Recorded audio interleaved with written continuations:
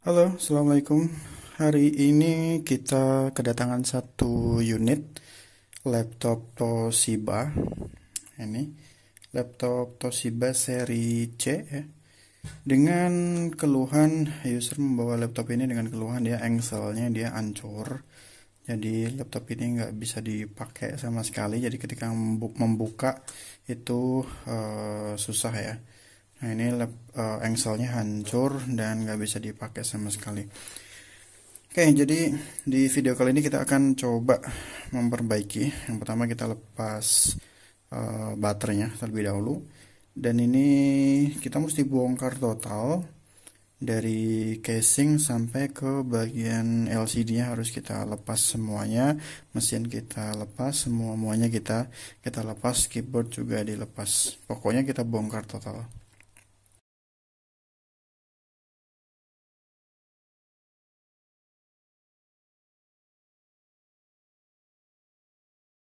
Oke, ini sudah terlepas ya, tinggal bagian LCD ini kita akan lepas juga untuk LCD dan framenya.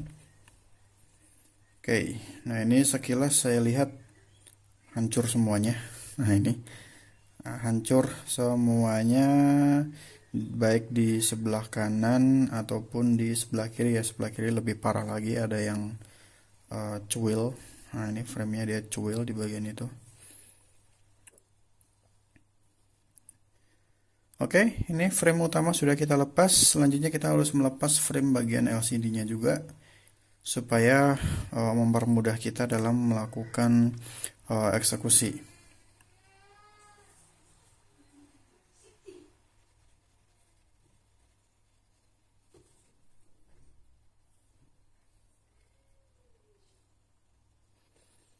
Nah, ini sudah saya lepas semua frame LCD-nya. Nah, ini dari logam ya ini.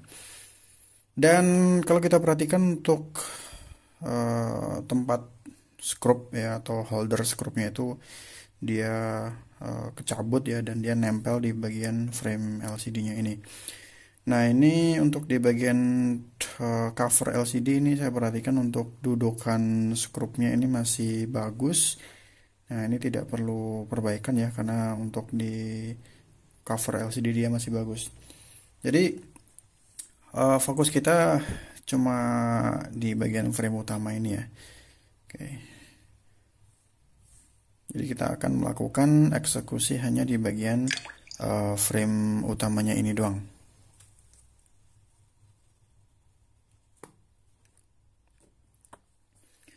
Oke, ini saya betulin dulu untuk posisi kameranya supaya bisa terlihat dengan baik.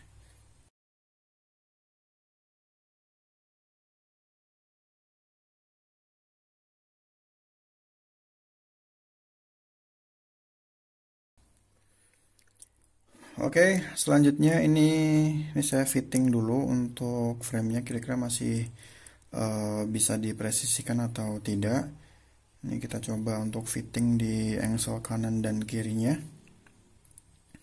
Untuk di bagian engsel kanan sih nggak begitu bermasalah ya. Yang paling bermasalah itu bagian sebelah engsel kiri, karena tadi ada bagian yang cuil. Nah sekarang kita lepas untuk dudukan skrup yang masih menempel di frame LCD. Jadi kita menggunakan tang di sini, kita akan lepas semua dudukan skrupnya atau holder skrupnya ini.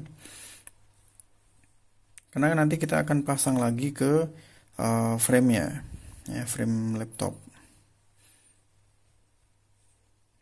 Oke, ini kita lepas semuanya.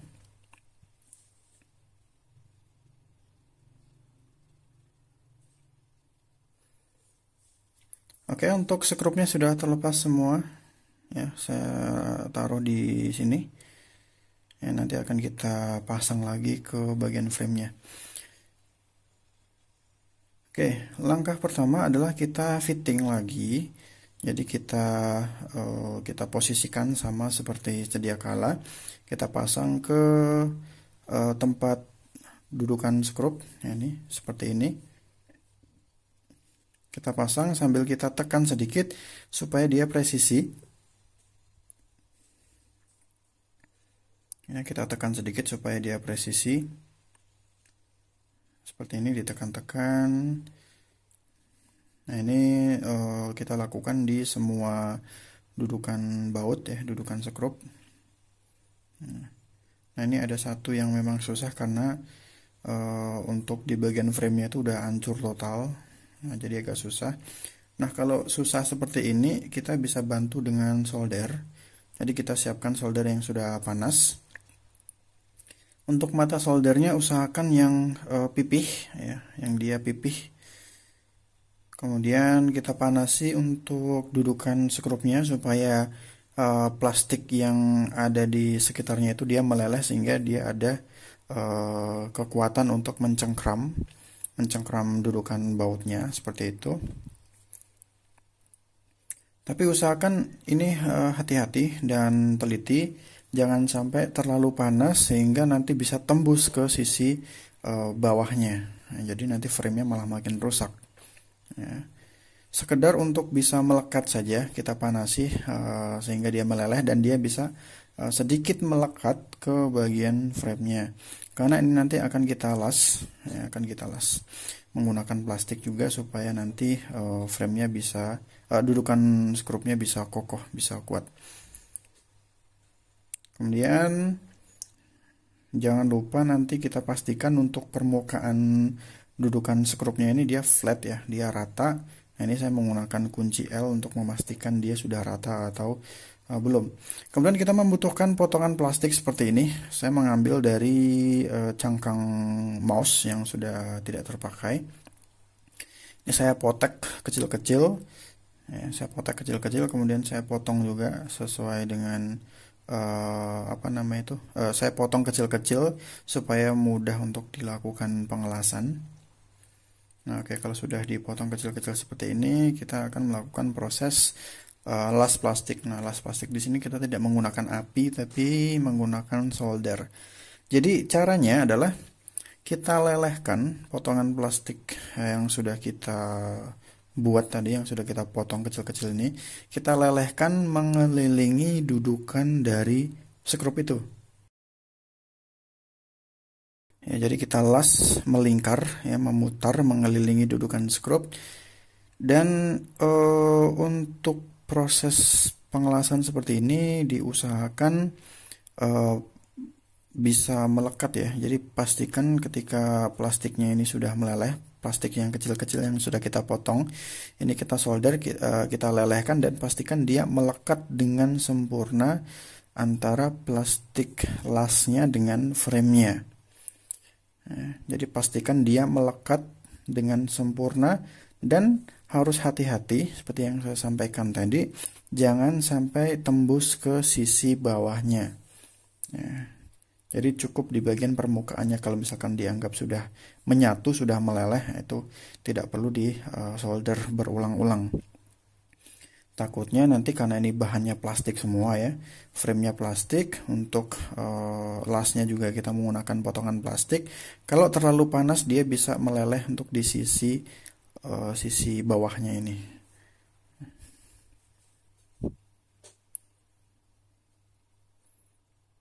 Nah, ini seperti ini prosesnya, tidak perlu terburu-buru, santai, yang penting presisi dan harus teliti. Hati-hati, jangan sampai menembus ke frame bagian bawahnya itu.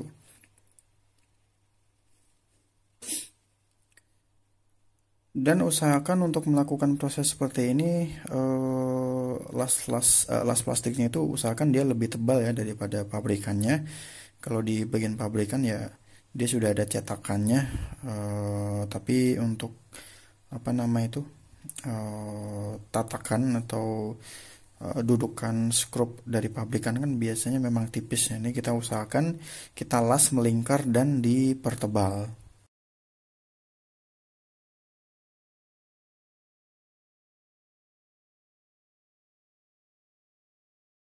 Terus ada pertanyaan, kira-kira ini kuat berapa lama untuk proses seperti ini? Maksudnya ketika sudah diperbaiki apakah dia akan awet atau tidak? Nah, itu tergantung dari tempat servisnya, apakah dia lasnya bagus atau tidak. Tapi untuk di di tempat kami Untuk proses seperti ini dulu pernah ada 1,5 tahun yang lalu kurang lebih, dan sampai sekarang tuh masih awet ya. Jadi tidak ada kendala.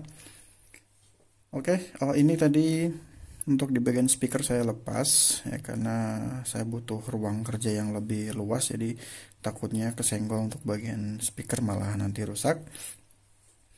Jadi memang untuk proses seperti ini butuh ketelitian, butuh kehati-hatian, dan tentunya harus presisi juga.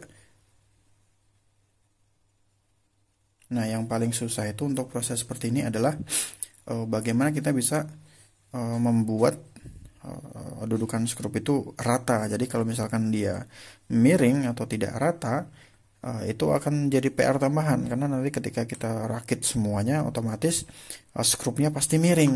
Nah, miring itu akan berimbas pada lemahnya kekuatan dari apa nama itu, engselnya. Jadi kalau misalkan dia miring, otomatis nanti kita paksa buat masuk, kita kencangkan, dia pasti rusak lagi atau nggak awet.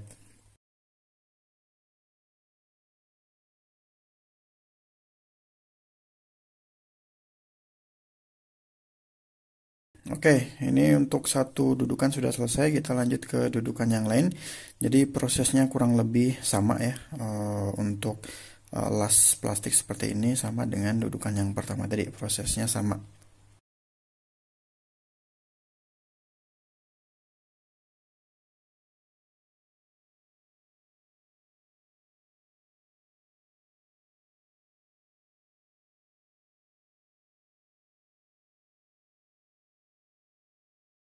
Oke, untuk di engsel sebelah kanan ini saya rasa sudah cukup. Untuk lasnya sudah cukup tebal. Ya, jadi kita akan lanjut ke sisi sebelah kiri.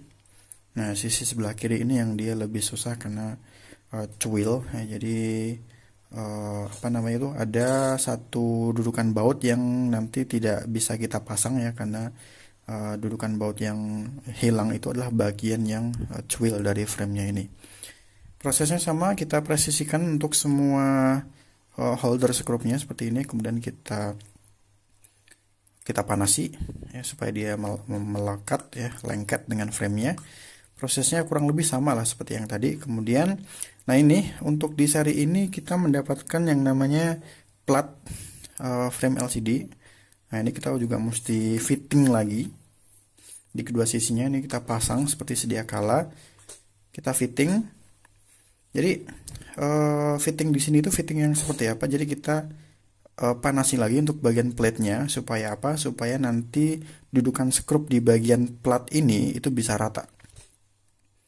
Nah, kita panasi seperti ini supaya sedikit meleleh di bagian bawah untuk dudukan skrupnya, dan kita tekan sedikit supaya dia bisa flat. Ya, dia bisa flat. Kalau misalkan ternyata agak sedikit miring, ya kita panasi lagi dudukan skrupnya seperti ini, kemudian kita fitting lagi sambil ditekan sedikit. Nah, ini sambil ditekan sedikit supaya dia flat.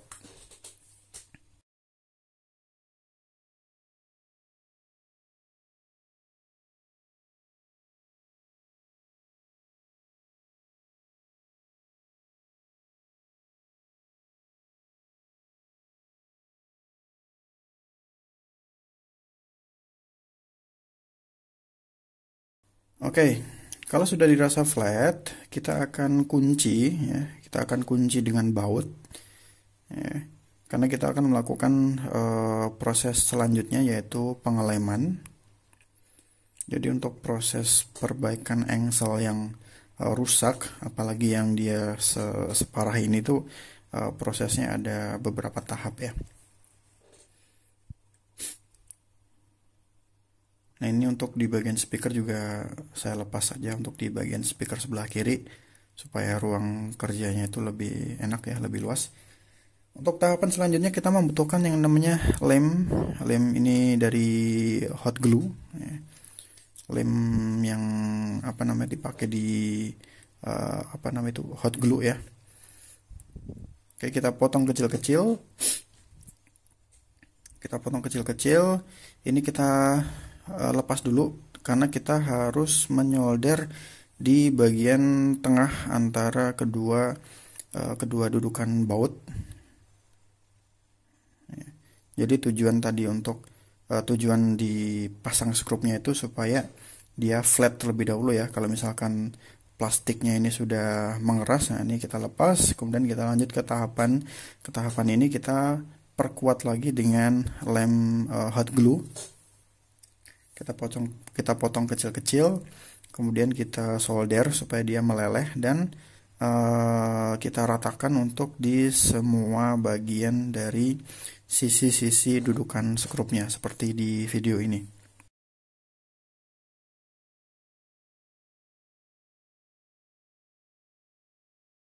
Jadi untuk penambahan lem hot glue ini jangan terlalu sedikit dan jangan juga terlalu banyak ya, jadi secukupnya saja.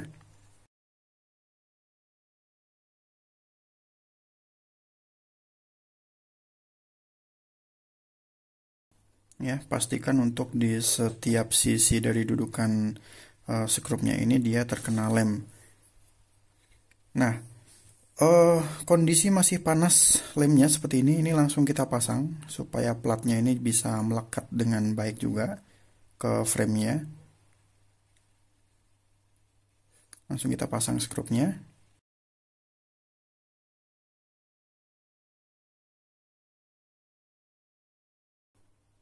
Nah, ini jangan terlalu kencang ya, tujuan kita supaya dia lengket saja, biar dia bisa melekat ke framenya. Kemudian kita rapikan lagi ya, kita retouch untuk di bagian lemnya. Jadi pastikan lemnya ini benar-benar lengket dengan plat besi dari frame LCD-nya ini.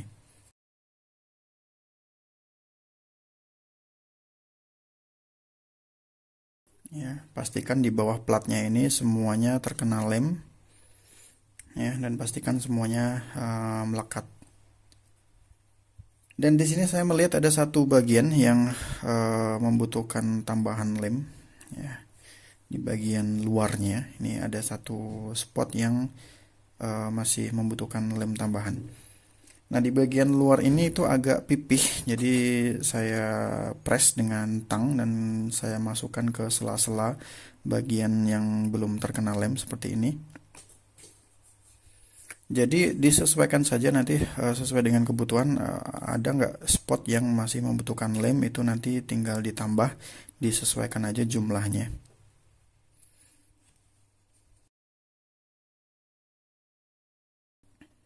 Nah, ini agak susah masuk ya, jadi saya bantu dengan pinset. Nah, ini saya tahan seperti ini supaya dia tidak loncat, kemudian kita lelehkan. Dan nanti akan kita dorong masuk ke bagian bawah dari plat.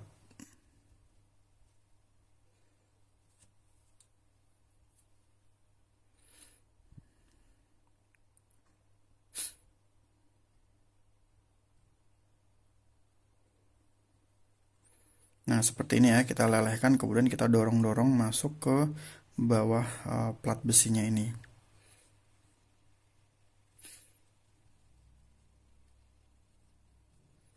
Untuk proses pengerjaan seperti ini saya memakan waktu kurang lebih hampir 2 jam ya. Hampir 2 jam. Cukup lama memang karena memang tahapannya itu ada banyak. Untuk di sisi sebelah kanan prosesnya sama ya, silahkan dipotong-potong untuk hot glue-nya. Kemudian kita presisikan dan kita pasang platnya, sama prosesnya seperti di engsel sebelah kiri tadi.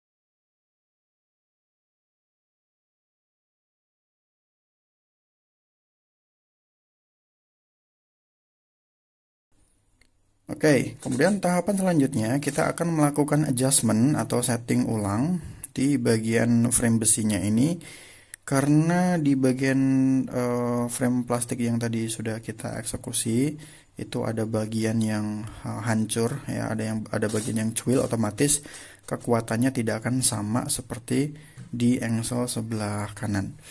Jadi untuk di bagian frame engsel ini tahapan pertama kita bersihkan terlebih dahulu dan kita akan siapkan pelumas dan juga kunci shock ya. Kunci shock di sini saya menggunakan ukuran 5,5 mm. Nah, yang pertama kita lakukan adalah ini ya, kita siapkan kunci shock. Ini untuk bautnya sendiri dia menggunakan ukuran 5,5 mm. Kita putar berlawanan dengan arah jarum jam. Ya, disesuaikan saja. Kita putar, kita kendorkan untuk tightness atau ketegangan dari murnya ini. Nah, ini kalau kita kendorkan, dia akan lebih mudah membuka dan menutup. Ya, nah, kemudian kita tambahkan sedikit pelumas ya, supaya nanti tidak terlalu berat bagi frame laptopnya ketika kita buka atau kita tutup laptopnya. Kita tambahkan sedikit pelumas di kedua framenya ini.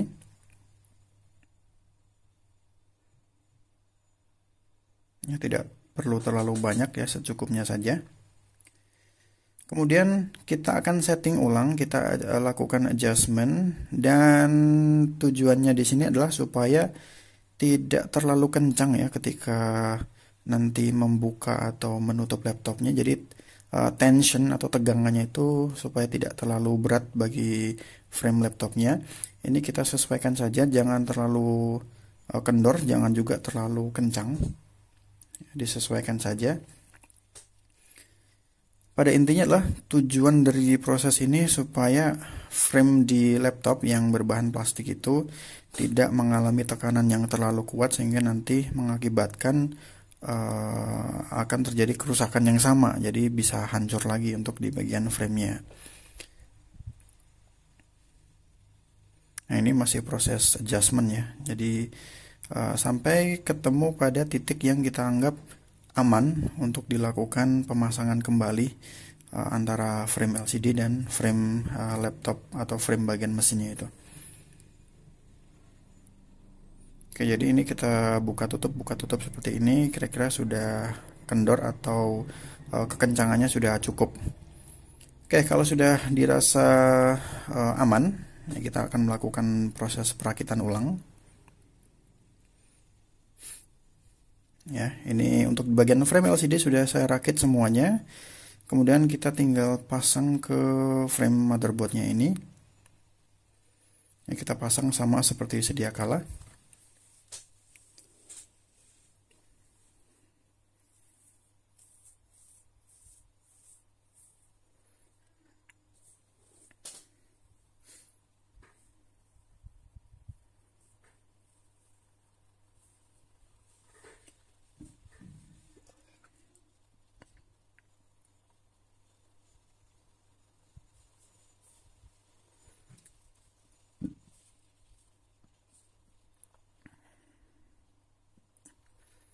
Oke, ini sudah saya rakit. Ya, sudah saya rakit dan kita akan coba tes dulu apakah ini laptopnya masih menyala atau tidak. Ya, kalau dia menyala berarti proses perakitan ulang ini berjalan dengan baik. Oke, kita tekan tombol power dan kita perhatikan.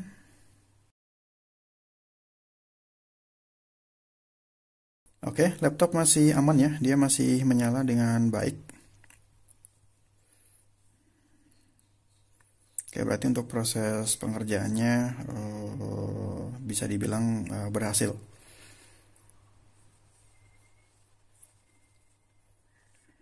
Oke lah ya, kita matikan lagi.